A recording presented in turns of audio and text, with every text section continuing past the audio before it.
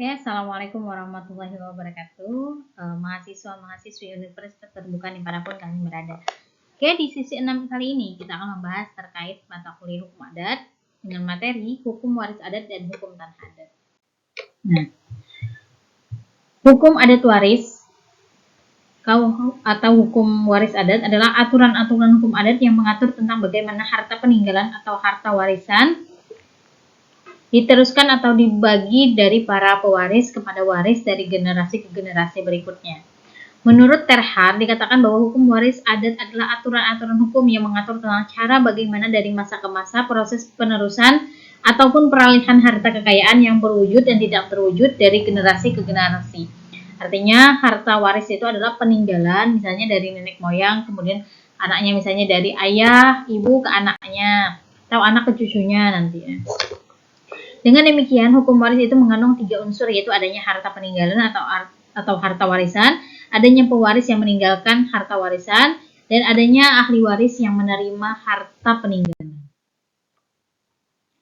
Pengertian pewaris, waris, warisan, dan warisan.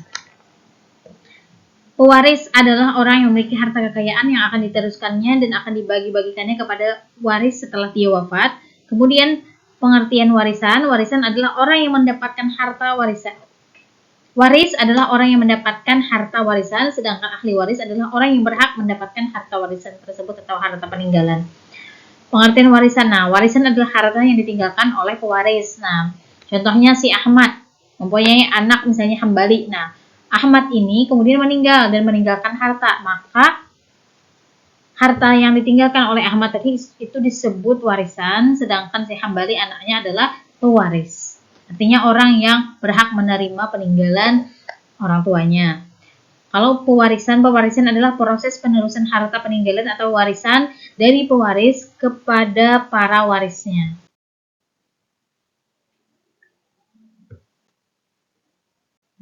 Bentuk-bentuk harta warisan ada. Nah, yang pertama, harta yang terdapat dibagi-bagi. Adanya harta peninggalan tetap tinggal tak terbagi-bagi itu dalam beberapa lingkungan hukum adat ada hubungannya dengan aturan bahwa harta benda yang ditinggalkan oleh pewaris itu tidak mungkin dimiliki oleh ahli waris secara perorangan, melainkan harus dimiliki secara bersama-sama dengan ahli waris lainnya.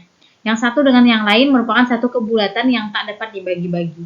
Contohnya seperti masyarakat Minangkabau yang menganut sistem matrilineal, terdapat harta yang tidak dapat dibagi-bagi. Oleh karena itu, yang menguasai harta warisan adalah seluruh anggota keluarganya seperti harta pusaka rendah, harta pusaka tinggi, dan harta pencaharian. Harta peninggalan yang dapat dibagi-bagi. Pembagian harta peninggalan adalah merupakan suatu perbuatan daripada ahli waris secara bersama-sama. Biasanya, pembagian itu diselenggarakan dengan pemufakatan atau atas kehendak bersama daripada ahli waris. Apabila ternyata tidak terjadi pemufakatan dalam penyelenggaraan harta warisan, maka hakim adat atau pengadilan negeri adat berwenang atas permohonan harta para ahli waris untuk menetapkan cara pembagian harta peninggalan serta memimpin sendiri pelaksanaan pembagiannya. Hal ini banyak dianut oleh beberapa suku di Indonesia seperti Jawa, Madura, Sumatera Selatan, Aceh, Kalimantan, Sulawesi, dan sebagainya. Sistem kewarisan dalam hukum adat. Nah, di Indonesia terdapat dari sistem 3 kewarisan adat. Yang pertama, sistem kewarisan individual. Nah, cirinya adalah harta peninggalan dapat dibagi-bagikan di antara ahli waris, misalnya dalam masyarakat bilateral Jawa. Apabila harta warisan tersebut dibagi-bagi dan dapat dimiliki secara perorangan dengan hak milik, yang berarti setiap ahli waris berhak memakai, mengolah, dan menikmati hasilnya atau juga mentransaksikannya, terutama setelah pewaris wafat, maka kewarisan tersebut disebut dengan kewarisan individual. Yang kedua, ada sistem kewarisan kolektif. Nah, cirinya adalah harta peninggalan itu diwarisi oleh sekumpulan ahli waris yang bersama-sama merupakan semacam badan hukum untuk harta tersebut. Disebut harta pusaka, tidak boleh dibagi-bagikan. Misalnya harta pada masyarakat matrilineal Minangkabau. Apabila para pewaris mendapatkan harta peninggalan yang diterima mereka secara kolektif atau bersama dari pewaris yang tidak dapat dibagi-bagi secara perorangan, maka kewarisan yang demikian itu disebut dengan kewarisan kolektif. Nah, ketiga, ada sistem kewarisan mayorat. Nah, cirinya adalah harta peninggalan yang diwariskan seluruhnya atau sebagian besar sejumlah harta pokok dari satu keluarga pada seorang anak saja. Misalnya, Di Bali terdapat hak mayora anak laki-laki yang tertua, dan tanah di Semendo di Sumatera Selatan yang mendapat hak mayora adalah anak perempuan tertua. Apabila harta pusaka yang tidak dapat dibagi-bagi dan hanya dikuasai oleh anak tertua, yang berarti hak pakai, hak mengolah dan memungut hasilnya dikuasai sepenuhnya oleh anak tertua dengan hak dan kewajiban mengurus dan memelihara adik-adiknya yang pria dan wanita sampai mereka dapat menjadi mandiri. Maka sistem ini disebut dengan kewarisan mayora. Nah, kemudian ada hak dan kewajiban ahli waris. Nah, hak dan kedudukan anak sebagai ahli waris. Yang pertama, hak dan kedudukan anak sah atau anak kandung sebagai ahli waris. Dalam hukum waris adat, anak kandung lebih didahulukan dalam pembagian harta warisan daripada yang lain, baik itu anak laki-laki ataupun perempuan. Ia mendapatkan warisan lebih besar daripada yang lain. Nah, hanya saja mengenai pembagian harta tersebut antara anak laki-laki dan perempuan, mungkin di beberapa daerah diatur secara berlainan. Nah, hak dan kedudukan laki-laki sebagai ahli waris biasanya di sebagian besar daerah hukum adat di Indonesia yang menjadi ahli waris adalah anak laki-laki. Karena anak laki-laki yang paling besar tanggung jawabnya terhadap kebutuhan keluarga dan dianggap sebagai pengganti atau penerus ayahnya. Nah, kalau di tanah adat Batak yang mendapatkan warisan hanyalah anak laki-laki. Sedangkan anak perempuan itu tidak berhak mendapatkan warisan karena perempuan perkawinannya keluar dari kerabat bapaknya. Hak dan kedudukan anak perempuan sebagai ahli waris. Nah, di beberapa daerah terkait hukum adat, anak perempuan pun dapat bisa menjadi ahli waris. Bahkan ada pula yang kedudukannya lebih tinggi daripada anak laki-laki. Contohnya seperti di Jawa, anak perempuan memiliki hak yang sama dengan anak laki-laki. Yang kedua, di daerah Minangkabau yang menganut garis keturunan matrilineal, yang mana anak-anak merupakan kerabat dari ibunya. Kemudian ada juga di kalangan suku Semendodan atau suku Dayak Landak dan suku Dayak Tayan di Kalimantan, yang mana menjadi ahli waris adalah anak perempuan tertua, dan jika tidak ada maka digantikan oleh anak laki-laki termuda. Di sini anak perempuan yang mengurus harta warisan dan kedudukannya lebih tinggi daripada laki-laki.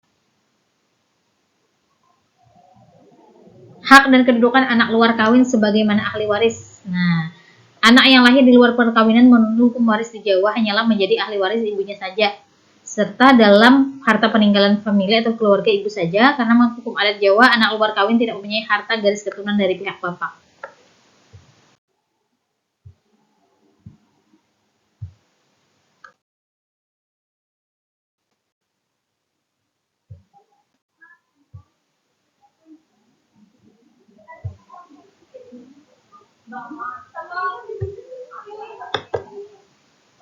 Sebentar. Sebenarnya ada sistem.